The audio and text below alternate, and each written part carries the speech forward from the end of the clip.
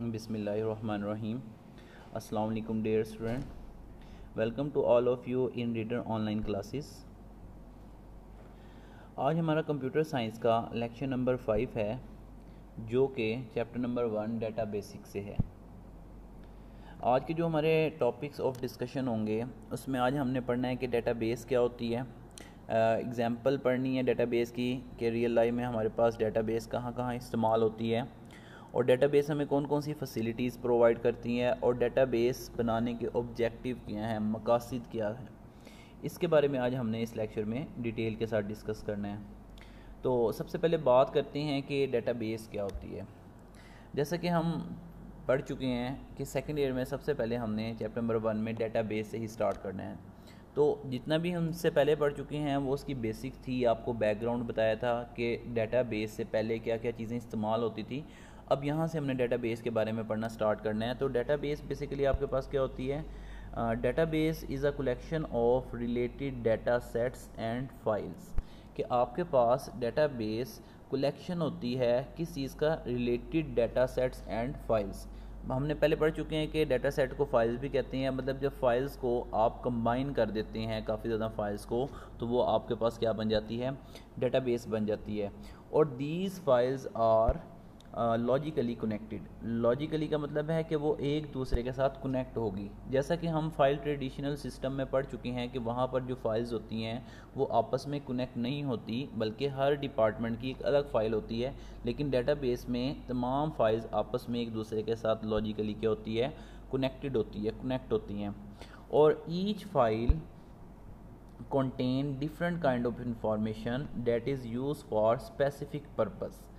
अब यहाँ पर ये बताया जा रहा है कि हर फाइल के अंदर डिफरेंट काइंड की इन्फॉर्मेशन होगी, मतलब डिफरेंट टाइप की इन्फॉर्मेशन स्टोर होगी और उस फाइल का, हर फाइल का जो पर्पज़ है, जो मकसद है, वो क्या होगा, अलग होगा। एग्जांपल लेते हैं, जैसे a college maintain different type of information for its student in separate file. मतलब एक कॉलेज है तो वहाँ पर आपको पता है जैसे कि वहाँ पर आपके पास डिफरेंट टाइप्स की फ़ाइल्स होती हैं और उसमें डिफरेंट टाइप की इन्फॉर्मेशन स्टोर होती है। जैसे कि एडमिशन, अब एडमिशन में ज़ाहिर है स्टूडेंट से एडमिशन से रिलेटेड डाटा स्टोर होगा। रिजल्ट्स, इसके अंदर स्टूडेंट के तमाम एग्ज़ाम से रिलेटेड डाटा स्टोर होगा। अकाउंट्स, इसके अंदर तमाम स्टूडेंट की फीसिस से रिलेटेड डाटा स्टोर होगा। और लाइब्रेरी, इसके अंदर वो तमाम डाटा स्टोर होगा जो लाइब्रेरी के मुतल्लिक होगा। तो इसलिए डेटाबेस बेसिकली क्या हुई है कि collection of related data set होती हैं, वो फाइल्स जो आपस में एक दूसरे के साथ कनेक्ट हुई हुई होती हैं और हर फाइल के अंदर डिफरेंट टाइप की इंफॉर्मेशन स्टोर होती है जो डिफरेंट मकसद या डिफरेंट पर्पज़ के लिए क्या होती है, इस्तेमाल की जाती है।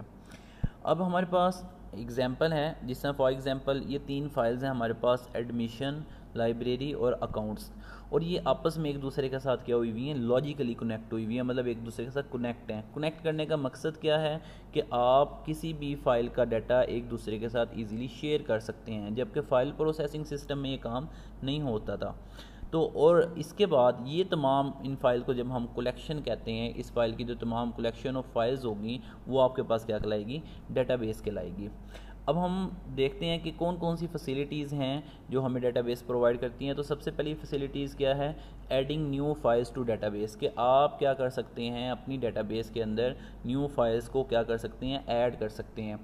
आप न्यू डाटा को इंसर्ट कर सकते हैं, inserting new data in existing file. Existing का मतलब है पहले से मौजूद फाइल के अंदर आप क्या कर सकते हैं, न्यू डाटा को एंटर करते हैं। मतलब फॉर एग्जांपल पहले एक फ़ाइल के अंदर आपने 50 स्टूडेंट का रिकॉर्ड स्टोर करवा रखा था, कुछ नए स्टूडेंट आए हैं 3, 4, 5 या 10, तो आप उनका डाटा भी क्या कर सकते हैं, पहले से मौजूद फाइल के अंदर क्या करवा सकते हैं, इंसर्ट करवा सकते हैं, मतलब एंटर कर सकते हैं।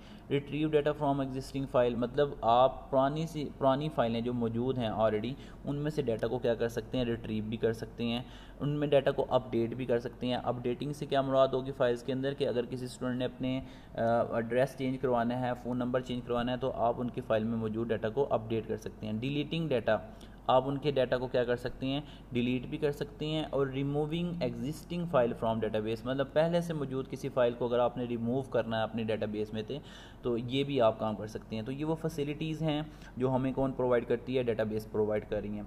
अब आ जाते हैं ऑब्जेक्टिव्स का मतलब क्या है कि डेटाबेस बनाने के मकसद क्या थे। मतलब फाइल प्रोसेसिंग सिस्टम हम पढ़ चुके हैं बड़ी डिटेल के साथ, उसके डिसएडवांटेज भी पढ़ चुके हैं।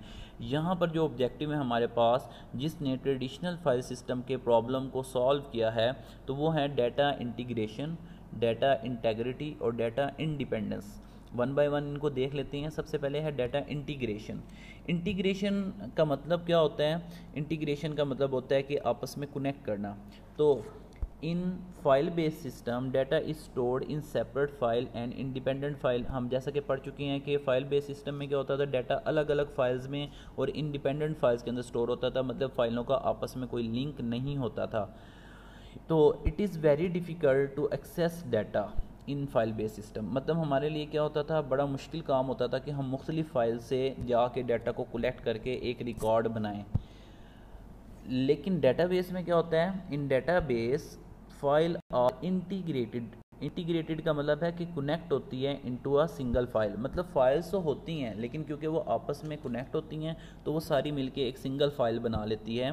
तो इसको बोलते हैं डाटा इंटीग्रेशन। और a single database contain multiple files. मतलब आपके पास मल्टीपल फाइल्स होती हैं किसके अंदर, मतलब एक सिंगल डेटाबेस के अंदर थाउजेंड ऑफ फाइल्स भी हो सकती हैं।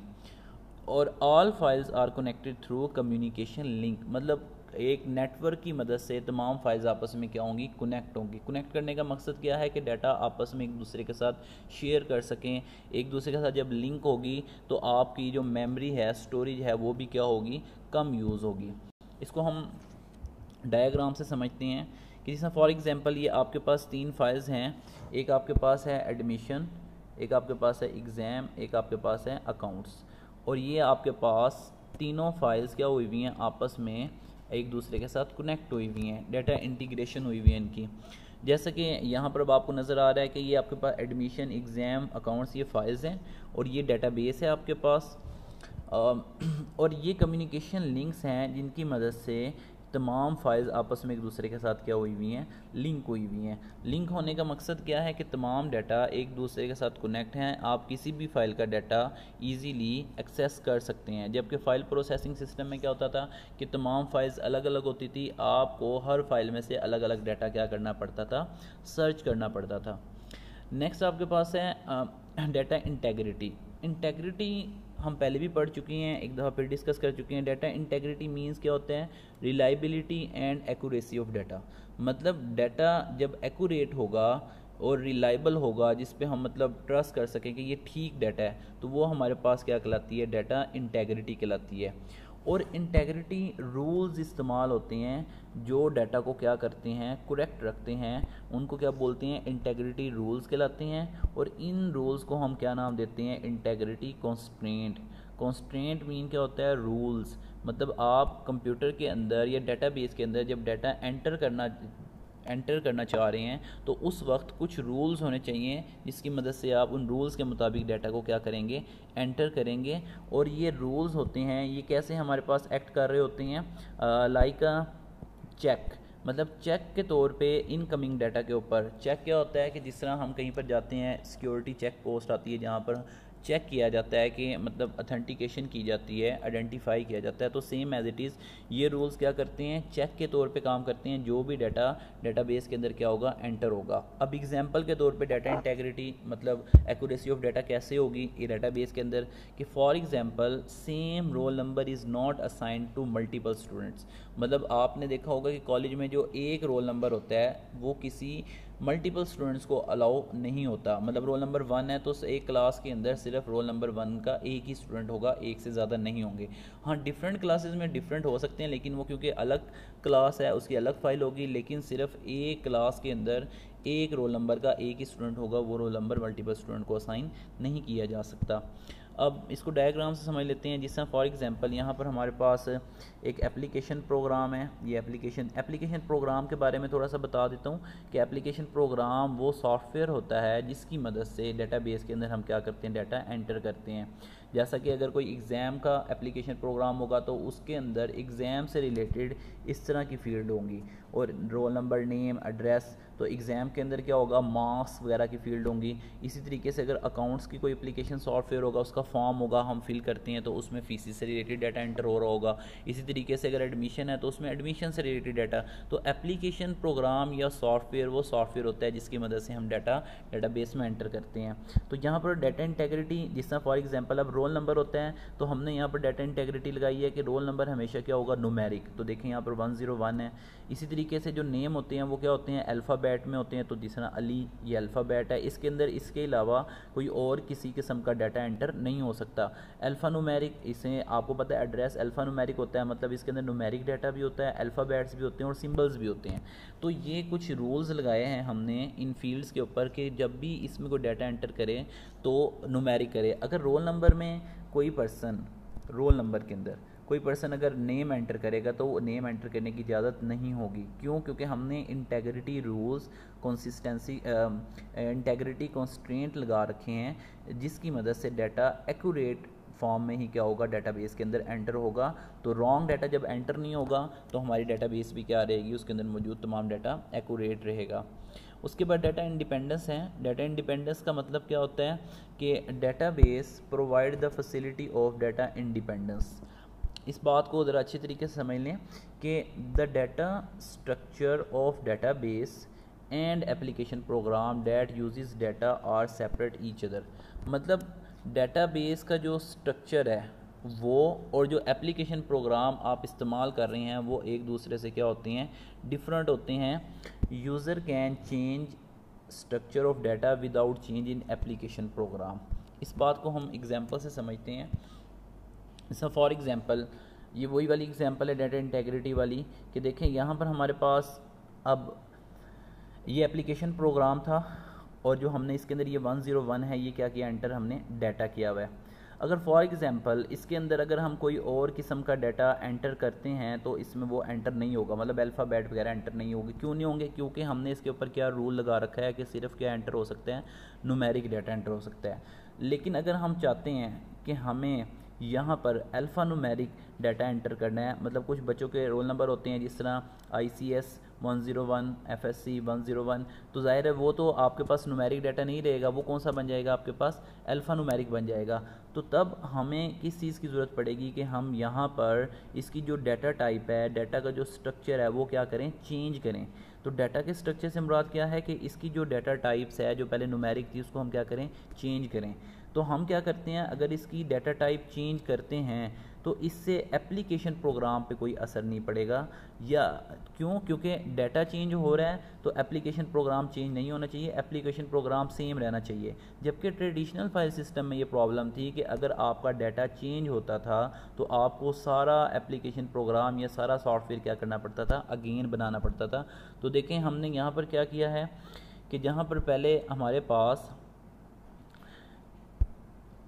यहाँ पर 101 आ रहा था क्योंकि उसकी डाटा टाइप न्यूमेरिक थी, लेकिन अब हमने इसकी डाटा टाइप क्या कर दी है, अल्फ़ा न्यूमेरिक कर दी है। तो अब डाटा भी क्या कर सकते हैं हम यहाँ पर alpha numeric data easily enter कर सकते हैं। अब देखें हमने डाटाबेस का यही बेनिफिट हुआ है कि डाटा इंडिपेंडेंस होती है, डाटा डिपेंड नहीं कर रहा होता है एप्लीकेशन प्रोग्राम पे। दोनों अलग अलग चीज़ें हैं कि अगर आप डाटा चेंज करते हैं तो आपको सारा फॉर्म चेंज नहीं करना पड़ा, बल्कि सिर्फ आपने क्या किया है, डाटा का स्ट्रक्चर या डाटा की टाइप्स क्या की है, चेंज की है, जिसकी मदद से आप इसके अंदर उस किस्म का डाटा क्या कर सकते हैं, इजीली एंटर कर सकते हैं। इसको बोलते हैं डाटा इंडिपेंडेंस है। मतलब डाटा एप्लीकेशन प्रोग्राम पे डिपेंड नहीं करता, ना प्रोग्राम डाटा पे डिपेंड करता है, बल्कि दोनों एक दूसरे से सेपरेट है। हम डाटा चेंज करेंगे तो एप्लीकेशन प्रोग्राम पे कोई असर नहीं पड़ेगा, अगर हम एप्लीकेशन प्रोग्राम चेंज करेंगे तो डाटा पे कोई असर नहीं पड़ेगा। इसको बोलते हैं डाटा इंडिपेंडेंस। और ये आपके इंपॉर्टेंट क्वेश्चन हैं जो बोर्ड के लिहाज से हैं कि what do you meant by data independence, what is database, define data integrity. तो आपने इन क्वेश्चन पे ज़्यादा फोकस करना है। तो ये आज का हमारा लेक्चर था, उम्मीद है आपको समझ आई होगी। अगर फिर भी आपकी कोई क्यूरी है, कोई क्वेश्चन है तो आप पूछ सकते हैं। नेक्स्ट लेक्चर तक के लिए इजाज़त दीजिए। अल्लाह हाफिज़।